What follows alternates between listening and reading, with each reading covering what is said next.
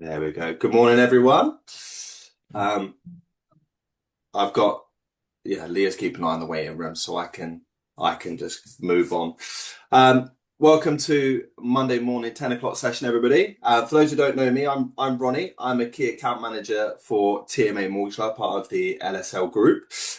Joining me today is Iftikhar Mohammed. Some of you may recognize him from the Primus Live and TMA conference where he spoke about AI. And in this session, we're just going to expand on that a little bit more. There's no slides. It's very much going to be me asking some questions and Iftikhar sharing his knowledge. It should last between 45 minutes to an hour. And if you do want to, I think there's like a question box somewhere. I will find it. I haven't used Zoom for a very long time. But if you do want to put any questions in the chat, if we can get to them, we absolutely will. And just there we go. So as I say, it's my pleasure to Iftikhar. Iftikhar, can you hear everything all right? Can you? Yeah, I'm good. Yeah. Thank you, Tony. Yeah. Perfect. So just a little bit about Iftikhar. He is one of TMA's member firms. He runs his own mortgage business called Wiz Contractor Mortgages. He also does a lot in terms of AI software to support mortgage businesses as well. And he's very kindly offered to give us some time today to, as I say, expand on the last sessions he did with us. We've also got another two throughout the year, and I will cover those off, the dates of those at the end. So Iftikhar, shall we just kick straight off with the first question? Yep. Thank you. Good stuff. So if we start with the market, how have the last few weeks and months exposed the weaknesses in mortgage firms? Okay. I think a lot of things have happened in the last few weeks. Let's start with the war. I think that's the real test for the advisor firms. So when the war broke out, we saw interest rates increasing. Along with that, we saw a lot of firms, sort of a lot of banks pulling out rates, some banks repricing. That's when the brokers start hitting the panic button because they had to call customers, they had to chase up for documents, they had to give advice, they had to package the case, and they had to submit the case. So if you look at it properly, a lot of firms struggle to do more than three, four. If you're good, they would have done 5 applications per individual if you're doing it properly. But there were firms who did 10 applications. There is one firm, I know an advisor who did 15 applications in a day. Now that's the difference that AI has made in the last few weeks. So those, if you have weaker systems, processors in place at not so busy times, those systems get hidden. But at volatile times, these systems really, really get exposed. So that's what we saw over the last few weeks. So following on from that then, Iftikhar, and I know we touched on this a little bit in both sessions we did previously, but are brokers really at risk of falling behind, or is it just an AI hype? I think we've gone through that AI hype stage now because I think in the previous sessions when we spoke, we were talking about AI being an experimental tool for many, right? They were trying out ChatGPT, say, okay, how do I write a letter? Or can you polish this for me? Or can you help me with some content? But I think that's kind of moved now. So if you still look at that same example over the last few weeks, what's happened? There were that broker who submitted 15 applications. I've sort of had various conversations with her to understand this. She communicated faster. She also packaged the case much faster. She also did the criteria checks much faster. She also did the submissions faster. And also she did the follow-ups faster. So if you look at that, what's happened in the last few weeks, that's definitely not hype. It's where the market is going. So today, you don't have to be the best broker. All of us are the best brokers out there. But the brokers that are winning in this environment are the people who are faster.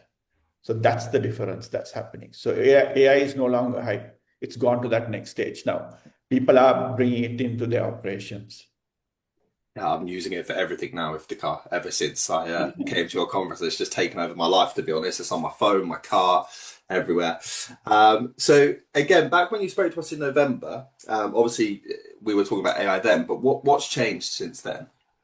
So I think before the biggest change that's happened is people used to think of AI as standalone tools. Now it's becoming very different because AI is talking to each other and it's becoming more like a system now. So, it's now building into our workflows. So it's now no longer a tool, it's actually becoming infrastructure. Now that's the change that's happening. Now, even if you look at some of the tools out there like LLMs, like ChatGPT, Gemini, Claude, all of them have really improved in the last few months, right? So if you are comparing against one of their previous versions to today, it has changed so much, right? That's not all. We also have the emergence of AI agents. Now, there are a lot of AI agents which are AI employees who will do certain tasks for mortgage brokers. Now, that is becoming a bit more prominent because brokers are slowly starting to delegate certain tasks to AI agents. So that's what it's doing as well. And importantly, FCA, obviously, from a compliance point of view, I think they have become a bit more open towards AI. It's not they're saying just use AI, but obviously they are trying to work on a secure sort of environment.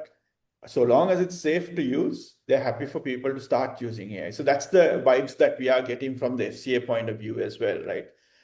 Because we can see various banks and other financial institutions adapting as well. So there has been a change for sure in the last few months. No, perfect. One of the other things we spoke about was your 90-10 rule. And I think just for any of the one that wasn't at TMA conference or the Primus Live, it might be worth just picking up on what that is again. But has your 90-10 rule changed since November, or has it become even more relevant? Okay. So I'll explain for the for the benefit of people who are not there what I mean by the 90-10 rule, right? I believe 90% of what we do, AI can do, and AI can do it better.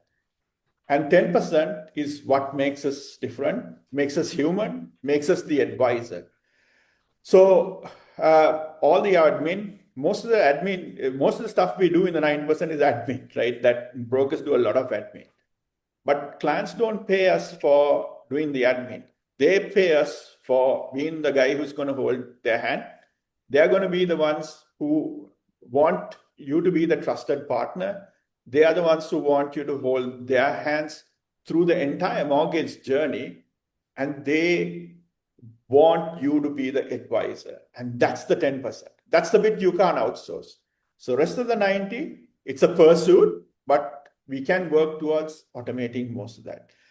So 90-10 has become more relevant. So moving on from that point, 90-10 has become more relevant today because when we spoke last, 90-10 was like, okay, so let's look at, for example, we have a call like this. We get transcripts coming out of a call. But today, that transcripts has moved to a different stage. You can have a fact find being filled at the end of the call. So those are the things that's happening. And that's not all, it's integrating to other systems, right? So if you have a fact find coming out of this, you don't have to just copy and paste from one system to the other. It's integrating other Right, systems. yeah, that's what I'm doing at the Oh, now. guys, can I Aye. just ask you to mute? I've Oh, sorry, I think that's good. Oh, sorry, Ronnie, I can't hear you now. You're on mute. Oh. I think I muted myself while muting the talker if the car. Sorry. Yeah, sorry, carry on. Yeah, so it's becoming more relevant, right? Because now, we are trying to integrate these tools one to another, and it can start talking to other CRM systems as well, right? That's the beauty of it. So it has changed and it's becoming more and more relevant. I seriously think that we as mortgage brokers, I mean, I'm guilty of this in the past as well, we focus more on the wrong 90%. We need to focus on the right 10% and monetize on that 10%. That is trust, that is advice, and that's the hand holding. That's what makes us different. So AI is there only to help you with the 90%. 10% is still you. You cannot outsource that or delegate that, right? So that's what I believe in. No, perfect. So a lot of brokers are using things like ChatGPT, Claude, Gemini, and Perplexity. What is your view, your honest view of LLMs? And I really hate acronyms. So LLMs is large language models for all those who don't know them and don't speak the lingo. But Iftikhar, what's your view on those? I think LLMs have become much stronger than before. Uh, you know, before people used to, it was more like an experimental tool. It felt like it was an extension to a Google search, right? That used to be what the LLMs were. But today, it has gone quite further a lot. LLMs help you even build AI agents, right? So that's where it's gone. So let's take some of these tools one by one, and I'll explain to you all. Again, I use all four of these tools. I am not recommending everybody use all four of these tools. I will tell you what I recommend at the end as well, right? ChatGPT is a generalist. It can do a lot of things, right? So if you want help with drafting letters, if you want help with, you know, questioning, because the other day I had a legal agreement, right? On that, ChatGPT, I put it and it gave me all the questions to ask. So it helps you with things like that. So it's really good that way. It's a very generalist tool, right? But then you have Claude. Claude's different.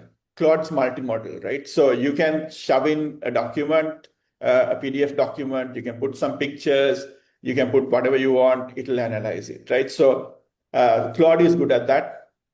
My sort of favorite is Gemini Google. That's always been mine, only because I work in the Google environment. So even if you check my emails, my office emails are connected to Google G Suite, right? So through that, there's so much I can do. So I have access to Google Sheets, Google Docs, Google Maps, Gmail, all of that. I can integrate all that together. So I've built my own little AI agent using Google. So I don't have to go outside the system. So if I'm using ChatGPT and I'm trying to do this, I have to connect third-party tools to make that work. So that's what makes Google Gemini much stronger. Then I do a lot of research because I write to the press as well. Because of that, I do a lot of research. For that, I use Perplexity. Perplexity is really good for research. It gives you the sources as well. Then I can verify some of those sources to see whether those are credible sources and what they're saying is true, right? So it helps. So those are the four tools I use, but I'm not telling everyone to use all. But Google Gemini is my favorite out of the lot. But I'll tell you what the problem we have with these is, right? So if there's a lot of free versions of it, all companies offer you something for free. It's not safe, right? So you cannot include any confidential information in that. So you have to be extremely careful. Then if you go to a pro version, they call it different names, where you pay about £20. I think Perplexity charges about 40. With that, it's a little bit more safer, but it's not very safe, because a lot of people say, oh, there's an option to make this private or personal or whatever it is, and it doesn't share. But if you read the fine print, it still gives them access to read it. The only version that is sort of safe in all these models is the enterprise edition or a commercial edition. And that is generally quite expensive. And that's not the tools that usually mortgage brokers use. So therefore, I'll be very careful what I put stuff on these, but it is very useful tools. I use it on a day-to-day basis. But I've taken it one more step further. I have built my own little LLM today. So with that, it kind of secures everything within my space, right? So I can share all that in whatever information I have, my thoughts, everything into one place. I know it's not going to get exposed to the outside world. I mean, it's not doing everything that ChatGPT does, but it serves my purpose. So it's not difficult to build your own LLM today. So if you all can do it, I think you should do it. I'm not a tech person, so if I can do it, I'm sure most of you today can do it as well, right? So yeah. No, thank you, Iftikhar. And following on from that, then, why is suddenly everyone talking about Claude? Okay, so I'll explain Claude in layman terms first, because I think that might be helpful, right? So there are three types of Claude users. I'll put it that way. So you got the Claude chat. It's like a chat GPT where you ask questions and it'll answer. It's like it's like a big chatbot, right? So that's kind of what it is, right? So then you have the other extreme where you have the Claude Code, right? Where, It's helpful for developers, right? That's not you and me at all, right? So that's for those guys who know a little bit about coding. It helps them with coding, right? But what's more important is Claude Cowork right now. That's why everybody's raving about. So it is like, coding for non-coders, right? That's what I call it, right? So it helps you develop certain apps without coding. So that's why it's becoming very powerful, and people are starting to use Cowork space. So that's the main element that people are all raving about, right? But still be careful. The same rules I told you about this security aspects, you have to be careful. Remember GDPR, remember ICO, FCA, all of them authorities are very interested, all those two authorities are actually interested in what we do. So if you make any mistakes by divulging customer information, you can be in a lot of trouble, right? But the main element of Claude Cowork is this agents. It already has certain built-in agents which will help. I will give you a use case where I use Claude Cowork. Maybe you all can use this in practice as well. Today, I run advertisements because the market has kind of slowed down a little bit. I run advertisements as well. I use Claude Cowork to run my advertisements. So I'm just telling them, this is my niche, this is where I want to be, this is the type of client, and this is the size of mortgage. I give it the instructions. It actually runs advertisements for me on various platforms today. So that is what it's capable of doing. I'm not a person, I'm not a marketing background. I don't know to run these things, right? In the past, I would have paid somebody to do it, but today, Claude has an agent who does that, right? And you don't have to be a techie to get that right. I'm not a techie, I got it to work, so I'm sure most of you can. Yeah. Perfect. Thank you, Iftikhar. And just while we're talking about advertising and on social media platforms, for everyone in the chat, if you want to follow Iftikhar on LinkedIn, some of the content he posts there is really insightful, really helpful. Sorry, Iftikhar, I'm just giving you a little plug there. Mate, I always have a good read of it when it comes out. So we're flying through these questions this relevant, which is great. So, what is the biggest mistake do you think mortgage firms are making with large language models at the moment, LLMs? I still get this, so I think that's a quite important question, right? One day a broker came up to me and said, "Look, I'm doing something innovative," and I said, "What's that?" "Oh, I put bank statements of the customers into ChatGPT and it's analyzing it for me," right? And I was like, "You got to stop that now," right? So that's the biggest mistake you can make. Please, it can analyze bank statements. I'm not saying no. It can do other fancy stuff as well. It can, verify passports to a certain extent. It can do those things. But please don't use it for that because you're compromising on customer information. Things like name, date of birth, address, how much they're earning, all of that like confidential information. I'm sure as brokers, you know what information is confidential. So don't compromise on that. It is not a innovation. You're putting stuff onto ChatGPT and getting answers. It's you're risking your license, right? So you definitely don't want to do that. So please stay away from doing that. I think that's the biggest mistake that people are still making here. Yeah, absolutely. And I think you're right. We covered this off at the conference as well. If there's sensitive data in there, do not be using it. Guys, I see some questions popping in, but I'll ask those at the end. That's okay, guys. So yeah, bear with us and we will get to them if we can. So moving on from that, then, Iftikhar, based on some firms are using it to analyze bank statements and customer sensitive information. Should firms ban staff from using public LLMs, or is there a better approach? Yeah, I mean, I think that's one of FCA's concerns as well. I don't think firms should. Even if firms do, people will still use it, right? Because we have younger brokers coming into this space. For them, everything is ChatGPT, right? So they will use it. But what's important is you lay down the rules. What I would say is recently in our company, obviously, although we use a lot of AI, we put some rules around AI, right? So like companies have policies for internet using internet, IT policies. I think it's high time companies, especially in our industry, to have a policy on AI usage as well, right? So you need to sort of say what you can use it and what you can't use it. If you're getting new recruits into the organization, it's always better as a part of the induction to cover this area as well, right? Because more and more people will start using it. There are things that you can do. Sometimes, we do something called masking. Uh, I don't do it, but I know people who do it, right? Masking is where you hide confidential information of something. Like, let's say a bank statement, right? You hide the name, you hide the address, you hide the confidential stuff, and you can still upload it, right? Again, that's a lot of work. I don't really recommend you do that because the whole idea of using AI is to make things easy, not to make things difficult, right? But in the real world, developers use something called masking, where they hide those confidential information and they do it, right? So if you can do that, I think that may help. But otherwise, you have to be careful in what you do. I always tell people, treat AI like you treat a new employee. Will you trust them with your passwords? Will you trust them giving advice on their own?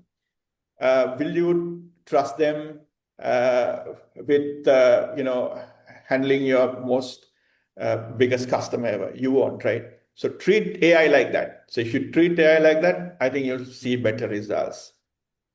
Perfect, thank you. So for a mortgage business owner, where is the real commercial value in AI? Right. I think this is where all the fun bits begin, right? So I, I was talking to my son over dinner last night. He's doing his GCSEs today. Funnily, it's in chemistry, right? And I was telling him this. I said, I have this conversation tomorrow. I do something called a litmus test, right? Which is very relevant for chemistry, right? So for me, to use AI, it has to tick one of three boxes, right? Either it has to reduce cost, it has to save time, or it has to increase revenue, right? So it has to tick one of the three boxes. If it doesn't, it's only a shiny new tool, right? Because people rave about certain tools, it's just another tool, right?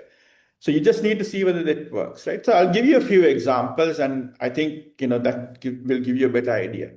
I have an advice. I think I mentioned this in one of the conferences before. When she started working with us, she was doing about 20 cases a month.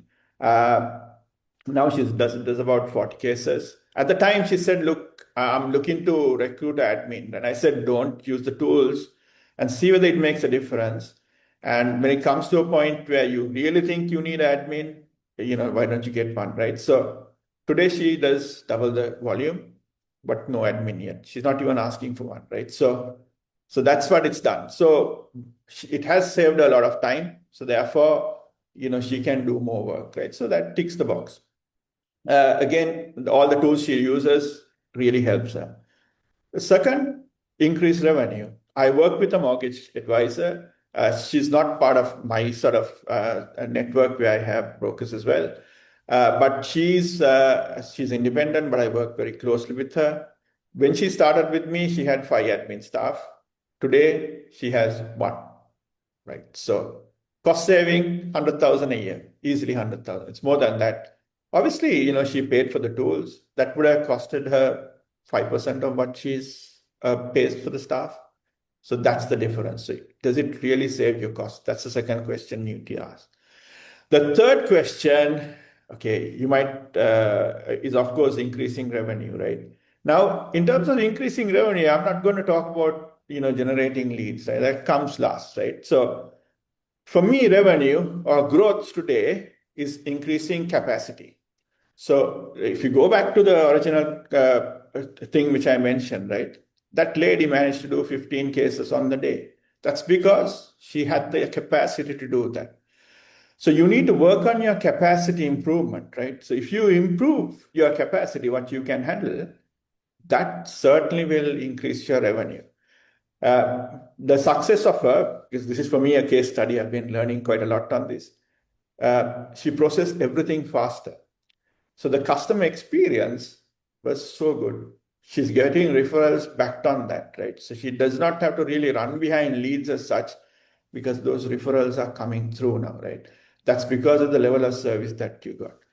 So what I'm saying is work on your capacity improvement which will definitely increase in revenue, right? So for me, increasing in capacity is a new revenue, right? That I strongly believe in that now, right? So yeah. So again,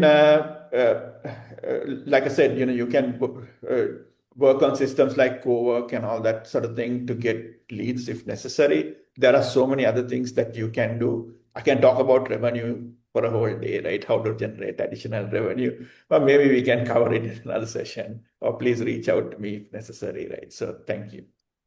No, perfect. Well, that leads nicely into the next question, as if we've planned it, if the car really. You've said capacity is the new growth strategy. What do you mean by that, and how can AI help brokers increase revenue without simply hiring more people?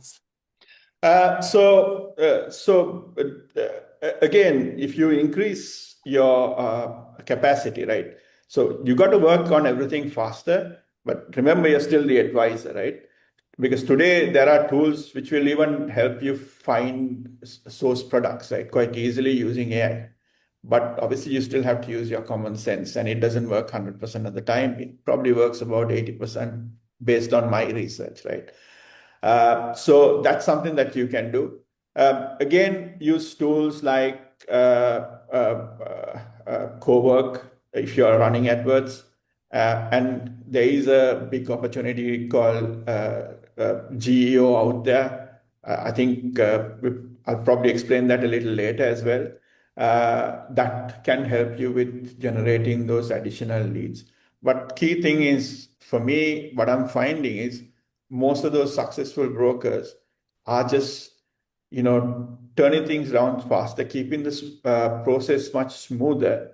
That has definitely resulted in them getting additional leads, right? So again, if you want me to talk separately about lead generation, I can. But I think these are the main things that you probably want to do. Yeah, so I think maybe if one of our next sessions we can talk about lead Yeah. generation Yeah. and how AI can support that. So yeah, I'll make a note of that. So my next question then, what does an AI supported mortgage firm actually look like in practice? And I know this is a big egg, but Yeah. yeah. Okay, so I'll tell you what I do, right? I think that might be easier because I'm very much okay. So within our company, we have this ethos, right? We believe that 90% of what we do, AI can do better, right? That's in our heads. So whatever we do, we think, can we use AI to do this? Obviously, in a secure way, and a safe way, without compromising custom stuff, right? Today, I don't spend much time going through emails because I've got an email response system which will answer 80% of my emails. I think that number has increased now since we last spoke as well, right? Because that's only getting better.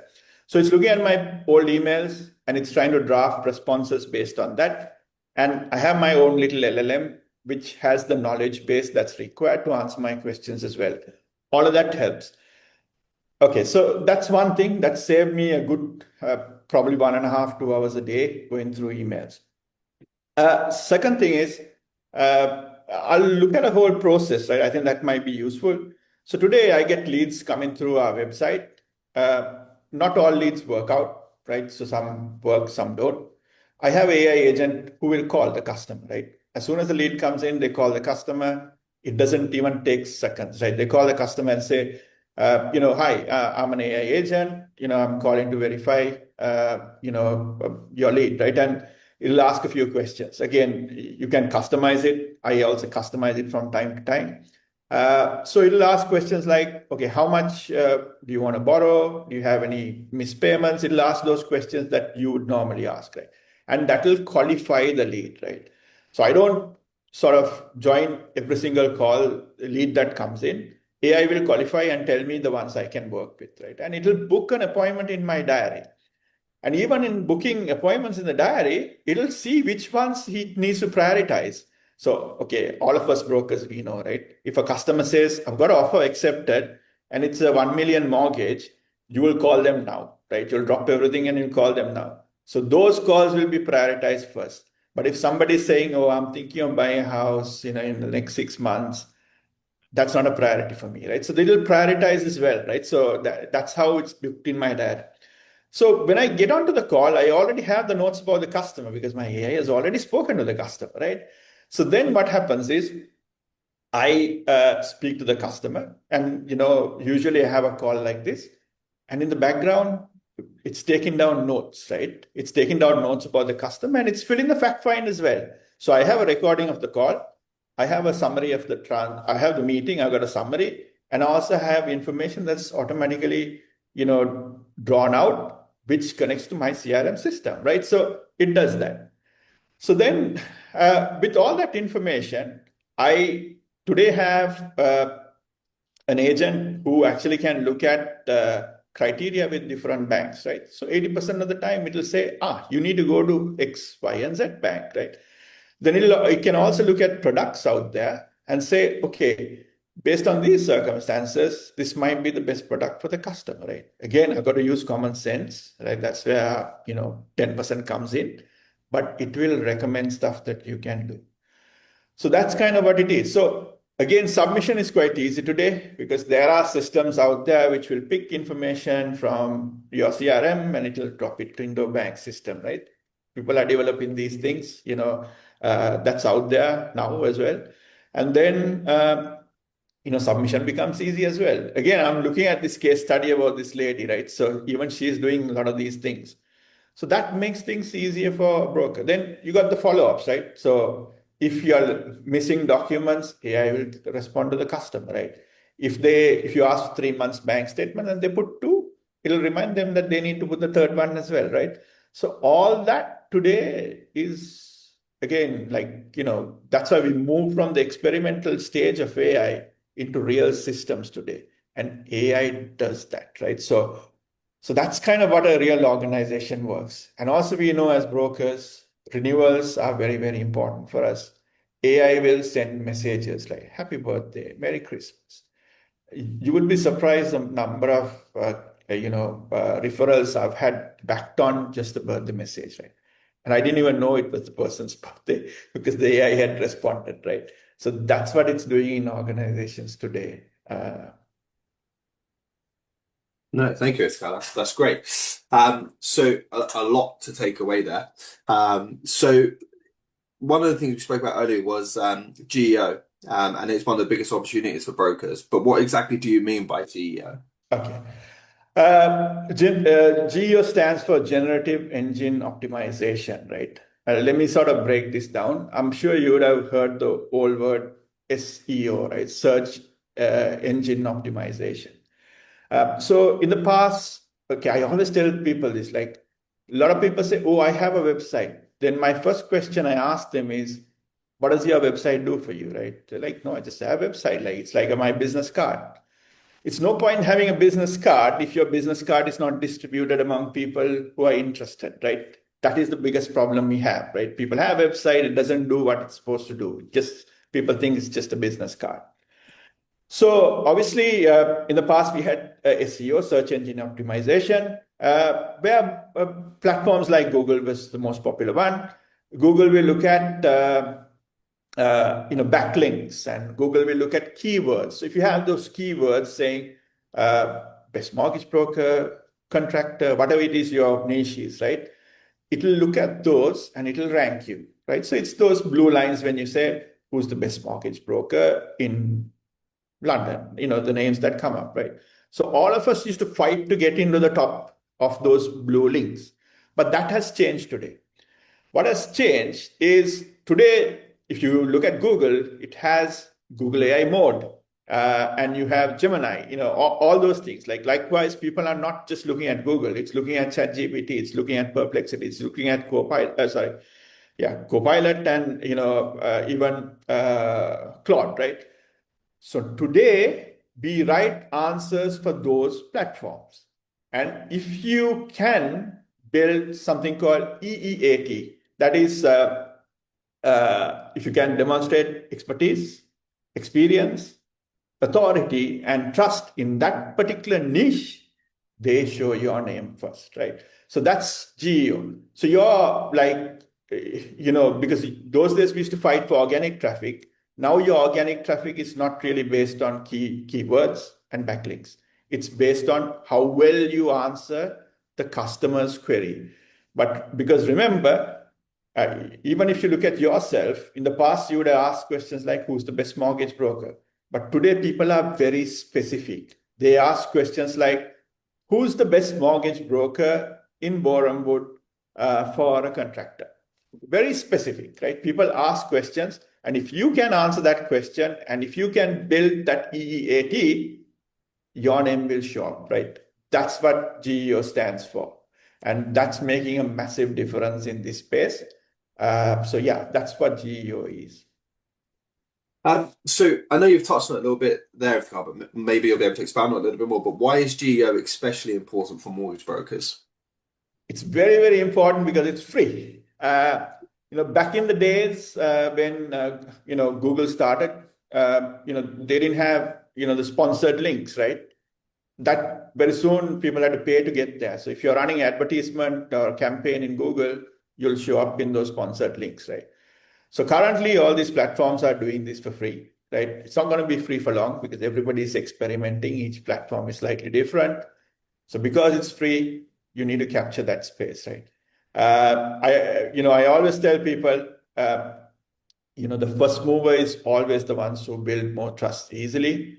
And if you come from a very strong niche and if you have very good experience, your name will show up, right? But you need to find a way to demonstrate that. Again, you might need help from your web developers to do this because there are things like schema markups. There are things like answering, like, it's a little technical. You need to use JSON. There are a few things that they need to do to help you with this. Plus, answer the questions that the customer is asking, right? If that's what you mainly need to do, right? So if you can do that, I think you'll be good. But the important thing is, if you are not taking anything away from this session today, at least do that because the competition is, building and first mover will always win, right? So you want to be the winner of your niche, right? So that's what I'm trying to say here. So for brokers that are going to look at Geo, then Iftikhar, where should they start without overcomplicating it? Yeah. Again, try to answer the questions that your customers ask, right? Not everybody else, right? Because again, like I said, select the niche that you're good in. If you want to fight for leads for first-time buyers, you're not going to get it, right? Because you're up against the big players who build trust over a period of time. They have more expertise, experience. You can't. So, for example, I worked with one of my clients. She specializes in dentists, right?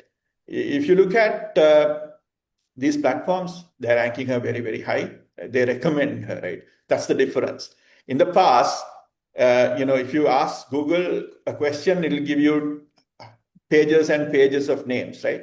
Today, it recommends, right? So you need to find a way to get your name recommended for that space. So this is exactly what we are doing with this lady. And even if you take a niche where I am, right? If you ask Gemini or ChatGPT, who's the best mortgage broker in Borehamwood for complex income, our name comes up, right? So that's work that we've done.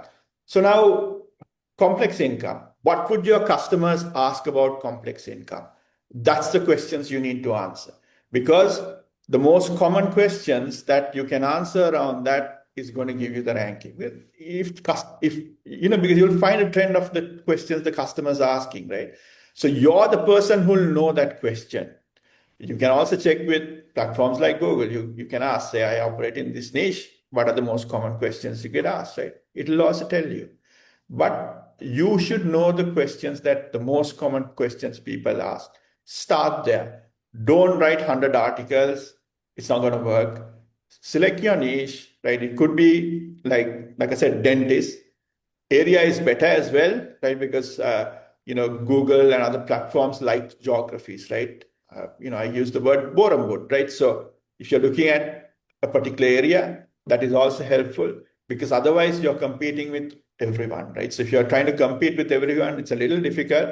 Select a niche and write answers to the most common questions that they are asking, and that should help you.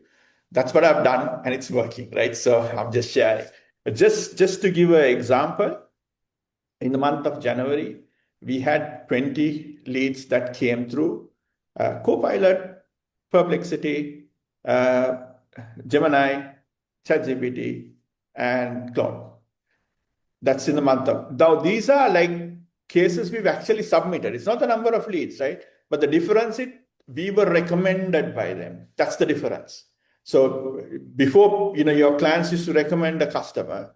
But likewise, today, these systems are recommending a broker saying, go there, right? So that's what you need to work towards. And that statistic changed. I'm not looking at February and March because those were the odd months, right? In April, we had 40 cases that were submitted, which came from this platform. So in the past, my biggest referrers were a guy called Akash, there's Rani and Nisha, right? They're my three biggest referrers. But today, it's platforms, right? So that's the biggest change. And that's why I think this is very, very important for brokers. Thank you, Iftikhar. And I think we're on to our final question that we wrote down. So for brokers who are still waiting, what is one practical step they should take now to start adopting AI properly? Okay. I think I mentioned this at the TMA conference. I think I covered this at the Primis as well. I think everybody's mindset should change. They need to think, okay, 90% of what we do, AI can actually do, right? So if you think like that and put down the points that you don't want to do, right? Like the things that frustrate you the most, right? The things that take most of your time, the repetitive stuff you do, put all of those down in a book, right? Or a piece of paper or wherever it is, and bring it to a platform like ChatGPT. Please invest in these, right? I'm not telling you to go and buy all four, right? Just select one that you're comfortable with. And then tell what your objectives are for the next 5 years. Break it down to 3, 1, right? And based on that, ask it to suggest solutions, right? Because it can give you some answers. But remember, it will give you a lot of generic answers, right? You need to start challenging it because you're very specific, right? You operate in a different niche. What works for X might not work for Y. So you need to start challenging that as well, and that will help. But as a mortgage broker firm, there is so much that AI can help you with. So don't think about trying to automate everything overnight. It's not going to happen, right? You need to think of small workflows, right? Like I said, your emails can be automated, or your phone calls can be automated, right? Take one stream at a time and then start automating them one by one, right? Because otherwise you won't achieve everything. It's not practical to do that. I mean, I've been doing this for years, and I know the changes have been incremental. But over a long period of time, if you add it, there'll be a lot of change that you're doing, right? So that's probably what I would do at this stage. Perfect. Thank you, Iftikhar. I mean, that's our pre-planned questions. There's been a lot of interest in around lead generation, Iftikhar. So I think maybe on our next session we might be able to pick up on some of that. So there is a question in the chat, Iftikhar, and I'm hesitant to ask it of you because I think it might be one more for policy team, etc. But you might have a view. So is Copilot safe for customer information, bearing in mind that we already have their details on SharePoint, etc.? Yeah.